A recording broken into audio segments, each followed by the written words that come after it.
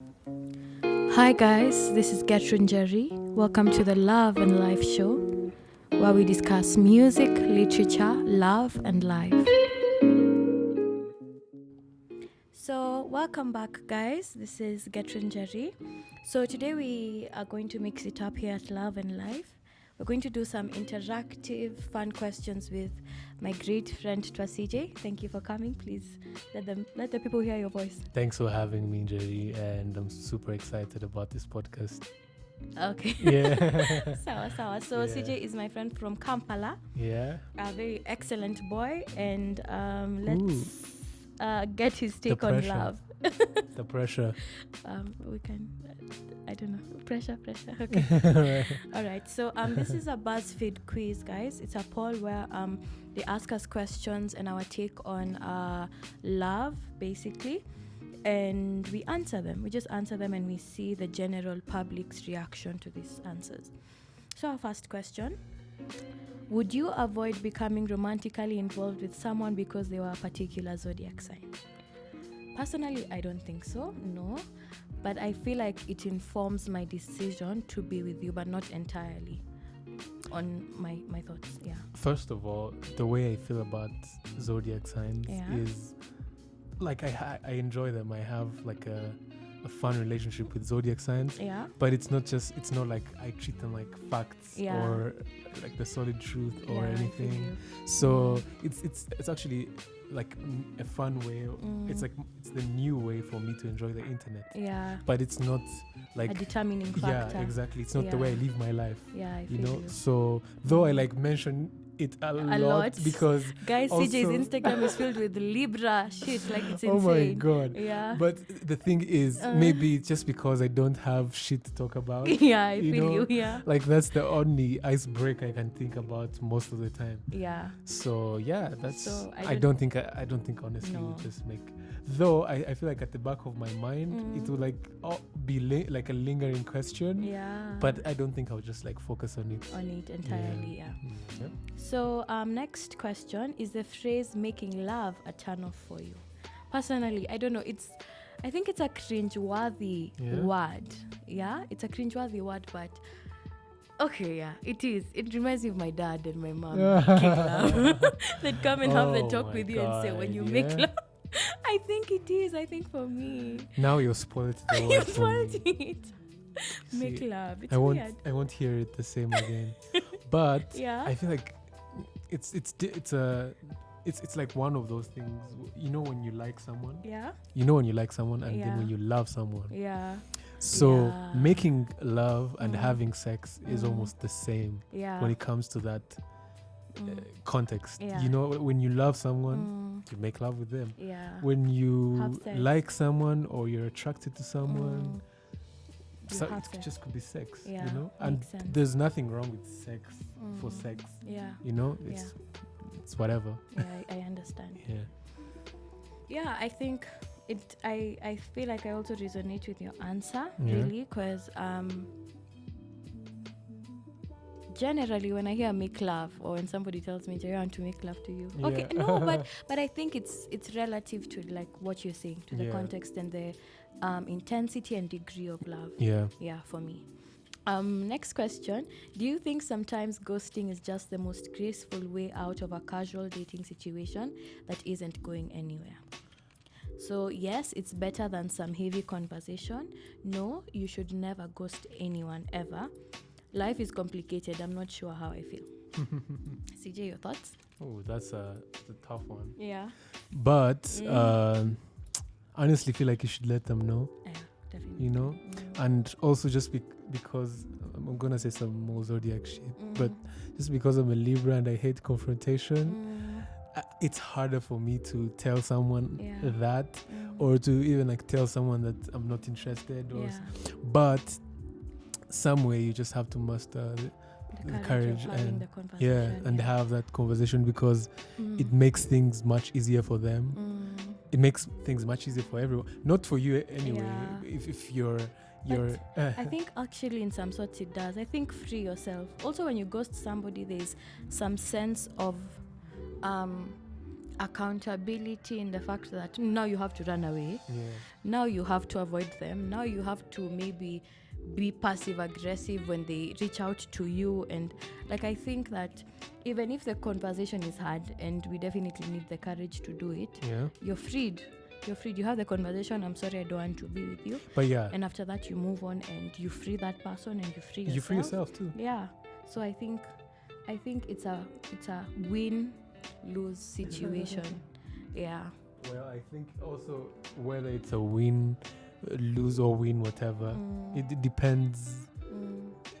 It until it happens to you. Yeah, it's true. So also it just depends. But the safest thing to do would be to tell them. To have a conversation about it. Yeah. Yeah, because it's much better than keeping them hoping or wishing things were different, or it actually confuses the other person, or just let them know. Yeah, I understand. Let me ask you a question. How do you feel about letting down a girl who is prone to be an emotional manipulator and you're not aware of it? Like they have certain, like they just emotionally manipulate you into staying with them. That's such a and they have but you don't even know it yourself. And they have like some sort of they kind of use, I don't know, I think it's general manipulation. I understand what you're trying to say. Yeah. I mean, I've been in situations like that before, and I don't think it's the best. And I think it, honestly, I tend to be tense a lot.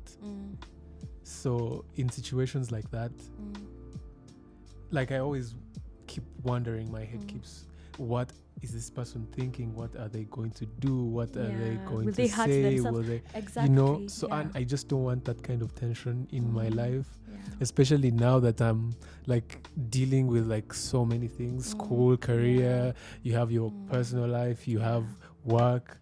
So because there's a situation I was in, a guy was basically crazy. The one for, if you leave me, I will hurt myself. If you leave, I have this problem with my emotions. And how do you let down such a guy? How do you let them down? I feel like letting down is never easy. Yeah. You understand? Especially a person who you feel like is prone to self-harm. I don't know how to deal with that. Letting down anyone is never easy. Yeah. But by the time that you have even like picked that word out of your vocabulary and decided to use it, or by the time that idea of letting someone down is in your head, then that means something is wrong. Yeah. So it's one of those hard things that you need to do again. Yeah, it's true. Okay. So if you are to have a new partner, which of these scenarios would you prefer? Scenario 1, extremely physical, physically attractive but kind of mean, very rich and generous but not physically attractive, not physically attractive but amazing in bed. Oh my god. I feel like you should answer that. You should jump the gun. We should jump. Okay, so extremely physically attractive but kind of mean. Mean to me or mean to the world? I feel like when you're mean, you're just so unattractive. Mean people are very unattractive. So even if you're extremely physically attractive, okay, I think that's out for me. Yeah, because when you're mean, I completely just cut you off. So very rich and generous but not physically attractive. I know this sounds like a moral uplift, but generally I don't. I love the finer things in life, I will not lie, but I don't think that money really drives me to love. Right. Yeah, like if I have my own money and I'm keeping my, like, okay, no, I don't think I care about money, so I think that's out. Genuinely not physically attractive and amazing in bed 100%. I think skill is so important. Skill is extremely important. It's everything. I think if you know what you know, your job in bed, that's that. I think if you know your job in bed, then I think you've figured out some part of life that so many people are trying to to like figure out. And I feel like also it's like a gift. You know, like It's true. you know, it's what you can do, and sometimes that's the only thing you can do. Yeah, That's the only thing it's they true. can do. It's true. So But isn't it insane? Don't you have this like if you're dating a person who's skilled in bed, Yeah. doesn't it make you feel like they've Like, had multiple exactly. experiences? Like, how did you yes, get to know this exactly. thing? I am no, this is not right. That's so true. I think it just at some or point. if it's not that you've been practicing with yourself, and that's very No, that's no, weird. I think that's not even the first thing that comes to your head. Yeah. The first thing that will obviously come to your head is that these people have been experimenting all over exactly. Nairobi. You know to what know I'm what's saying? not right Yeah. and wrong. So Uh, it's. I feel like that's the hardest question of Yeah. them all, because like with every single option that we have, like I have like advantages and disadvantages. yeah, it's true. And so the reason I'm choosing the middle one, the one that's financially stable, Yeah. is because of this phase that I'm in my life. Yeah. You know what I'm saying? Yeah, I you need money. Not I need money, but I need Security. I need first of all I need to focus on me. You know? Yeah. I need to focus on, like, I feel like I have so much to do, Yeah, and I I have so feel much you. to offer, and like things are just not coming quick. Yeah, I get you. So my head, the first thing that is in my head is not like relationship, yeah. is not or like dating or that. So the career right now is what's important. Yeah. So that's why I'm saying this is the most difficult question, because in every single option that they give me, like I have something I identify Truth. with. Yeah, I get You know, because now also when it comes to this, the last one, really good at sex. Yeah. Because you know, if you've had good sex, Yeah. you know what good sex is. Yeah, you know what it's good sex true. can do for you, Yeah. for your self-esteem, for Your day, your joy. for your Good sex does something to your mental health. Yeah. Yeah, it's true. Yeah, Yeah. so I mean, It's just it, frozen wait, each of them. remind me what the first one The was. first one was extremely physically attractive but mean. No, but okay, now that one is Are just you out. big on physical attraction? I mean, like, if it I cannot describe to you what physical attraction is to me. Yeah. You know, like when you say physical attraction, it's not like it's a specific thing. Like me saying light skin or dark skin Yeah. or curvy. You know, Yeah. it's relative. It's relative. I think you see, and I feel like this is very fairy tale Disney, but when you Yeah. see it, you see it. You know When you that, see it, you see it. Yeah. Yeah. And also when you see it, sometimes when you see someone who is attractive, you're like, this person is attractive, but they're trouble. Yeah. You know what I'm saying? And also they don't have the qualities that yeah. you thought you would even be attracted Or to. sometimes you talk to them and you realize it's just but physical Yeah. attraction, and It- it's not that's- even attraction anymore. yeah. It's just that you look good. yeah. But that's all. And you're like, okay, let's just be friends. from afar. So yeah, Acquaintances. I Enemies mean- by. Yeah, yeah. So makes sense. that's the hardest question, but thanks for That really stimulated our thought pattern. Yeah. yeah. Okay. So would you be upset if you are involved with someone who never felt comfortable being affectionate with you in public? Yes, I would feel offended. No, I think I may prefer that. Maybe it depends on our dynamic. Definitely the third one, I think, for me. But how do you feel about PDA? I feel like it's number one. Like not number one, but like I mean number one, the answer. Yeah. I think I would feel slightly offended. Yeah. Because by the time I need us to have any sort of PDA, it means that Yeah. you're on a certain level, or like I like you to a certain degree. So if you're feeling uncomfortable, if you're like, it makes it hard for me, you know. Like I'll just keep doubting. I'll be like, do you really love me? Is it it's true. like, what is it really? What is it about? Why? And more so, it would hurt me if this person is not like really like a shy person, Yeah, it's or true. someone that you'd be like, oh, they have like social anxiety or something like that. So it would like It bother would be- me. Yeah. Yeah, I'll be like, why? Yeah. Yeah, it's true. I think for me it's just the third one. It depends on our dynamic. Yeah. Yeah, I think it's the same thing about if definitely you're a social person who doesn't feel offended or weird about PDA and you don't want to show me to raise flags, and alarms. But I think for me it's based on our dynamic. Yeah. Yeah, but I feel that's the safe. Yeah, I safest now I answer, see. yeah? Yeah. You feel it. I feel like, wow. Because also, I think me, I'm a person, my love language Yeah. is touch. Yeah. Okay, I see myself, I'm generally a love person. I see myself in all Same. love I'm languages. so yeah? touchy-feely. Yeah, but touchy-feely is like my main one. So I think yeah. PDA for me is kind of important. Like Yeah. a strong 60%, Yeah. 40% if it's not necessary, and we're in a situation where we can. Like you can deal with it. Like I you can deal you know. with its absence. Yeah. But I'm a very touchy person. Yeah. So don't take that away Same. from me. Yeah. So next up, if you found out that your partner loved you very much but was not physically attracted to you, what would you do? Just go with it. It's not a big deal if they love me. Feel horribly rejected, probably end it. I don't think I'd care one way or another. This is insane. I hate this question. Yeah, that's what I've been telling you. Yeah. This puts me in a hard place. Yeah. I mean, What do but you think? Yeah. it's so complicated. I think definitely a relationship is filled with so many things: the emotional concept, the physical concept, the mental concept, and spiritual. Also spiritual, highly. So I think that if you love me takes a big part of the emotional place. If you respect my mind and you respect my thoughts, that's mental. And if you're not attracted to me, sadly, a relationship includes physical attraction. Sadly. I feel, sadly. And if I know you love me, how will love cater for you cheating on me in a situation? My question is, if you love me but don't want to have sex with me, do you love me as a friend? Yeah, exactly. Do you love me as a brother? Is it a godly thing? Do you love me as a sister? Yeah. Or that's the you know, thing. It's so true. I mean, like that's. I feel you 100%. Yeah. I think physical and sexual attraction is a very primary. Yeah, it is key in a relationship, because I feel like there's so many.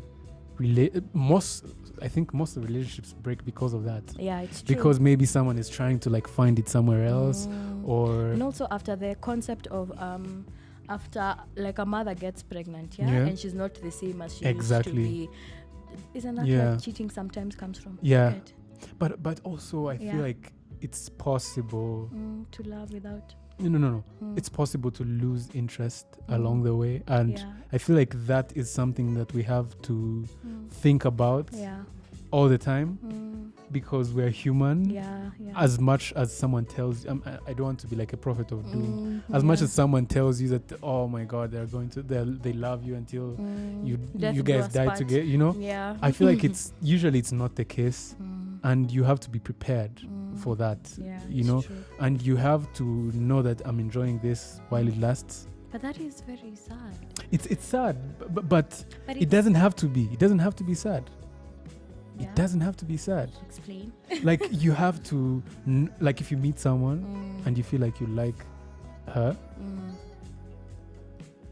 you have to live in that moment, not thinking about that bad part.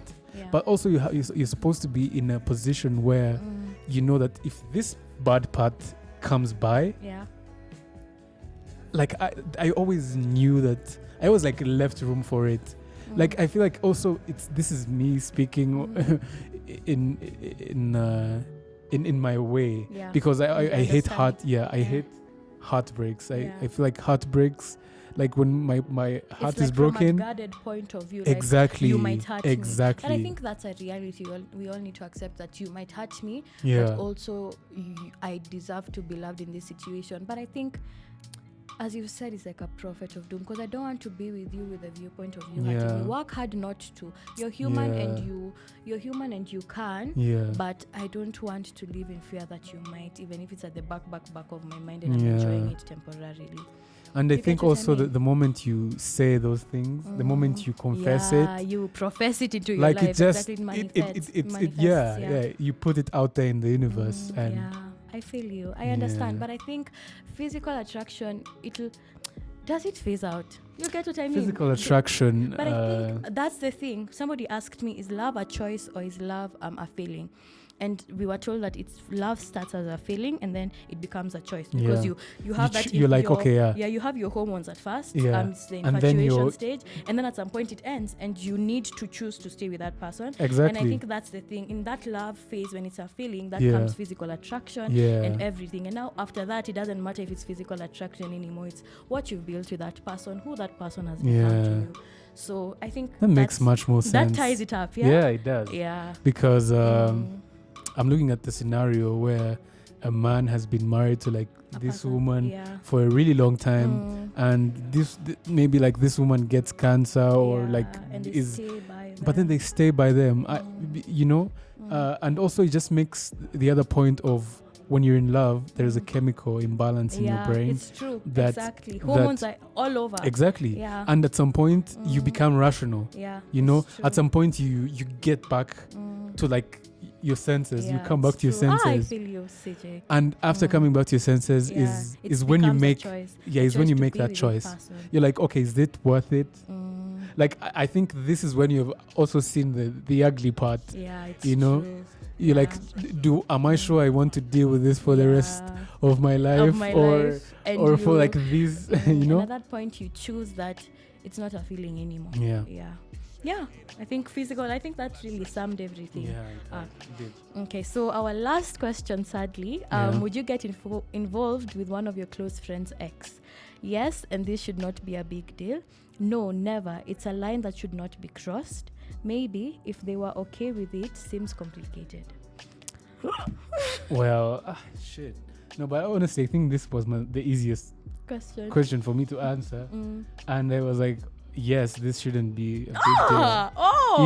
I love this because we will finally argue. I feel like we have agreed with each other and now it's time to argue. It's time. Please explain yourself, CJ, please. I feel like also from a girl's perspective, like girl code and things like that, then for you it might be much easier. But I feel like guys have a different way of handling these things.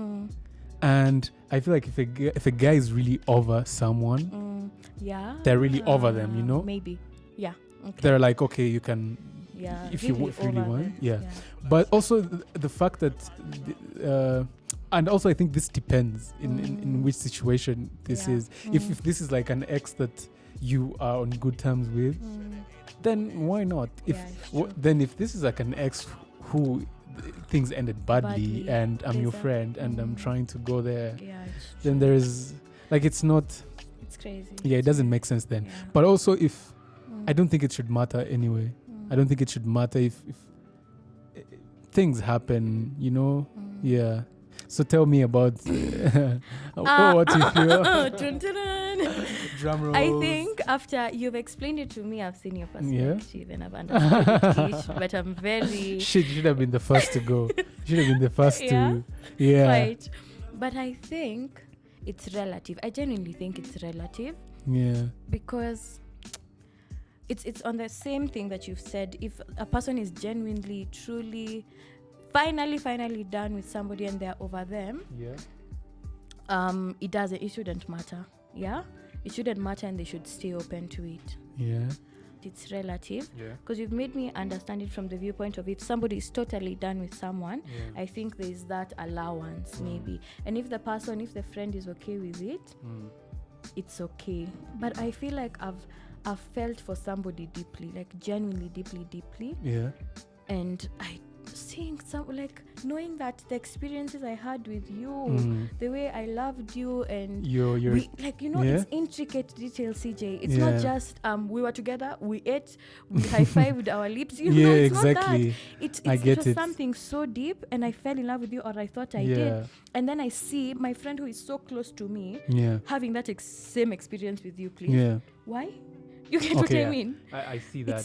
I feel like it's very invasive, first I feel, I see why with girls, exes are off bounds. Exes are so off bounds, I think. They really are. I feel like they really are. I really want to agree with you. No. But I also now get it. I get it from your point. Of my experience and my memories. And also I think it makes things weird between you and your friend now. And then you know, there's this this relation of man, we can talk about his dick size and we're not imagining. Exactly. You get what I mean? Because Yeah. like I don't know, it's very invasive for me. I don't even want to think about it. Yeah. Especially if you're a really close friend. So that's why it makes it weird for you. Yeah. Let me ask. Was it the final question? Yeah, it's the final question. Let me ask you like a bonus question. Do you believe it's possible for someone, me, anyone, to fall in love, to love more than one person at the same time? At the same time. I hate it. Me personally, as Njeri, I don't think it's possible because I think you can love more than one person. Yeah. For different qualities and different reasons, and they stimulate okay, different emotions and experiences from you. I feel like that's but I don't think that's love, because I think love, especially for the infatuation stage as we were talking about, let's leave the choice part.